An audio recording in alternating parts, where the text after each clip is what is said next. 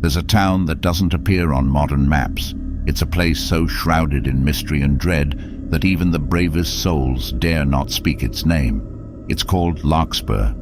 In the early 1900s, Larkspur was a booming coal mining town. Nestled between dense woods and a serpentine river, it boasted thriving businesses, a school, and rows of picturesque homes.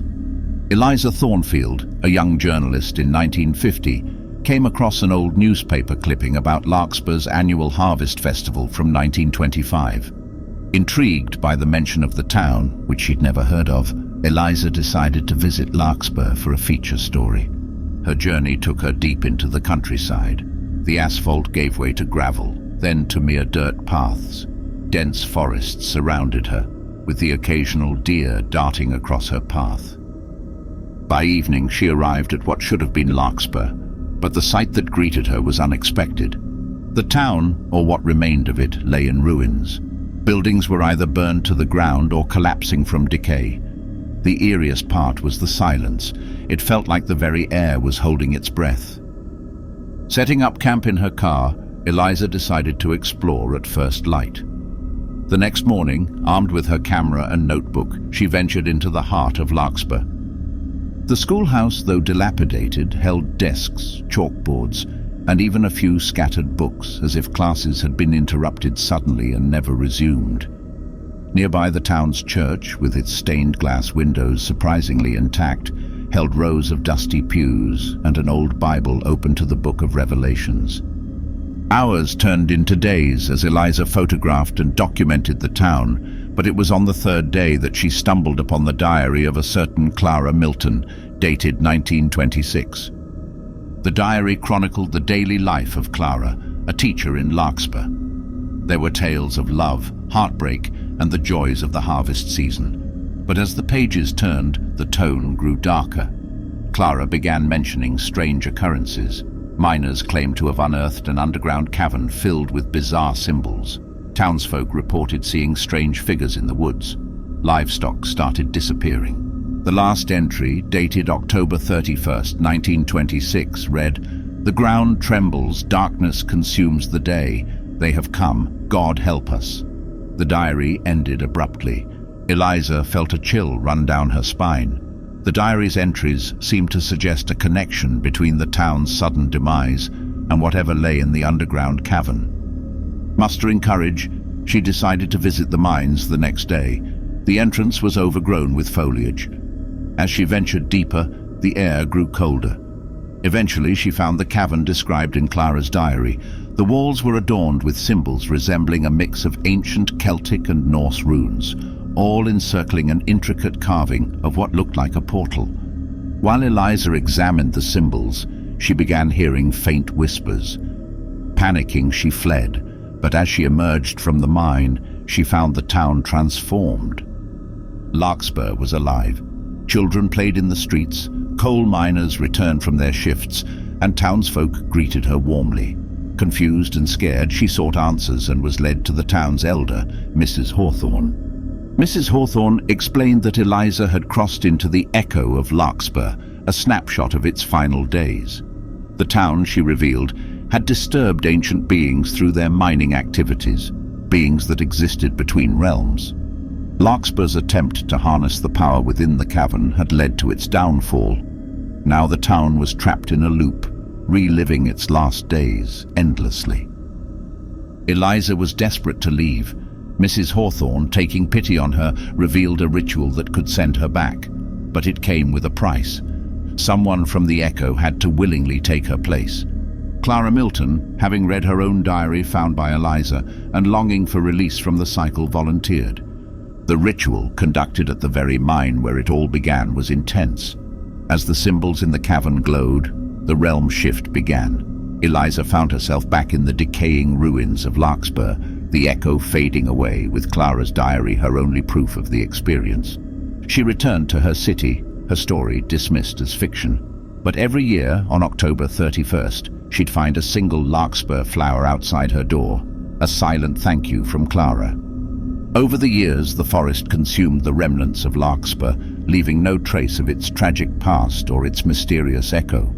but those who venture deep into the woods sometimes claim to hear children's laughter, the distant hum of a busy town, and, on certain nights, the haunting tune of a forgotten song.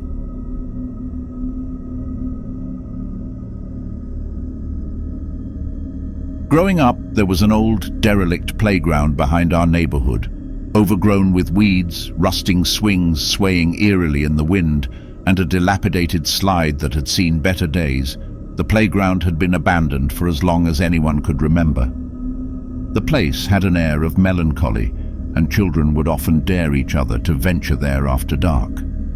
Legend had it that many years ago, a child named Timmy disappeared from that playground and was never seen again. Ever since, there were whispers of his ghost haunting the place, looking for friends to play with.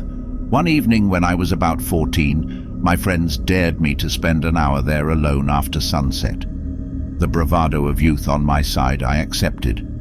I arrived at the playground just as the sun was setting. At first it was silent, apart from the distant sound of crickets and the occasional rustle of wind. I settled on a bench, my eyes constantly darting around, half expecting to see something otherworldly. That's when I heard it, a soft giggle, echoing from the shadows. My heart raced, but I tried to brush it off as my imagination, until the swings started to move, all by themselves. First slowly, then picking up momentum, as if an invisible child was on them. I stood up, ready to bolt, when the old, broken-down merry-go-round began to spin, its grating metal sound sending chills down my spine. "Who's there?" I stammered, clutching the small flashlight I had brought with me. From the darkness emerged a small figure. It was a little boy, around 7 or 8, dressed in old-fashioned clothes. His eyes, however, were the most chilling, empty voids of darkness. "Will you play with me?" he whispered, his voice echoing eerily around the playground. I couldn't move, couldn't breathe. I was paralyzed with fear. Suddenly, headlights cut through the darkness. A car pulled up and my friends jumped out, laughing and shouting, "Gotcha!" The bright lights made the boy vanish. It turned out my friends had rigged some speakers and other equipment in the playground to scare me. They had been controlling everything from their car, laughing at their elaborate prank. Relief washed over me, and I joined in their laughter, dismissing the boy as just another part of their trick. But as we drove away, I glanced back at the playground one last time. There, on the swings, was the little boy, swinging slowly, his hollow eyes locked onto mine. My friends insisted they hadn't hired any kid, and they looked as pale as I felt. We never went back to that playground, and it was torn down a few years later. But I'll never forget those hollow eyes, watching, waiting.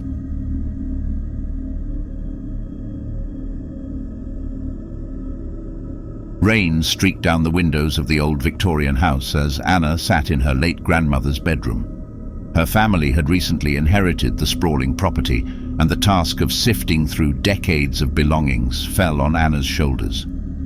While the main rooms held memories, old photographs, letters, trinkets from trips abroad, the attic was an undiscovered treasure trove. Taking a deep breath, Anna decided to venture up. The wooden steps creaked under her feet as she climbed into the attic. It was dimly lit, the only light coming from a rain-spattered skylight. She began opening trunks and boxes, uncovering mementos of days long past. A particular leather-bound journal, ornate and slightly faded, caught her eye. Curious, Anna opened it. The first page bore the inscription, "To the eyes that find this, seek the truth." The journal was penned by her great-grandmother, Isabel. It began as a typical diary, detailing daily life in the early 1900s, social visits, mentions of Anna's young grandmother, Lydia, and poetic musings. But as Anna read on, the tone shifted. Isabel began chronicling strange happenings around the house, shadows that moved on their own, whispers in corridors, cold spots in rooms. There were mentions of the Society, a secretive group her husband had joined. This society held late-night meetings in the house, the purpose of which Isabel couldn't determine. One entry stood out. August 12th, 1912. They've brought an artifact. The house feels different, darker. I fear what it might unleash. Anna's heart raced. An artifact in this house? Isabel's subsequent entries grew frantic. She wrote of wanting to confront the society but feared repercussions. The last entry, dated just a week later, was hastily scribbled, "They know I've been snooping. I've hidden the artifact where they won't find it. To anyone reading, save our family. Follow the rose." Anna looked around the attic, seeking any hint of a rose. It was then she noticed a patterned wallpaper peeling off in one corner. Approaching it, she saw a faded rose symbol. Pulling the wallpaper back, she found a carved wooden panel with the same design. Using a nearby crowbar, she pried open the panel, revealing a hollow space. Inside, wrapped in aged cloth, lay a dark obsidian amulet, cold to the touch. Anna remembered her grandmother mentioning legends of a cursed artifact that had brought calamity to their ancestors. The journal entries made sense now. With the artifact found, Anna felt it was her duty to safeguard it. She decided to approach Professor Graham, an antiquities expert at the local university. He confirmed the amulet's age and its possible origins with dark practices.